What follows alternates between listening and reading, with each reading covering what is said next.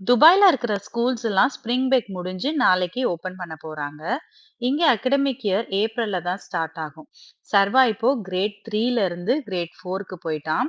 புது books, note books எல்லாம் இப்பதான் பிரவுன் கவர் போட்டு ரெடி பண்ணிக்கிட்டு இருக்கேன். செகண்ட் ஸ்டாண்டர்ட் வரைக்கும் அவன் சென்னையில தான் படிச்சான். அங்க இருக்கிற என்விரான்மெண்ட்டும் இங்க இருக்கிற ஸ்டடீஸ் என்விரான்மெண்ட் எல்லாமே வித்தியாசமா இருக்கும். எல்லாமே அவனுக்கு புதுசா இருந்துச்சு. ஸ்டார்டிங்ல கொஞ்சம் கஷ்டமாவும் இருந்துச்சு. பட் இப்போ என்விரான்மெண்ட்லாம் செட் ஆயிட்டான். நெறைய ஃப்ரெண்ட்ஸும் கிடைச்சுட்டாங்க. யூசுவலா அகாடமிக் இயர் ஸ்டார்ட் ஆகும்போது school bag, lunch bag, shoes எல்லாம் புதுசா தான் வாங்குவோம்.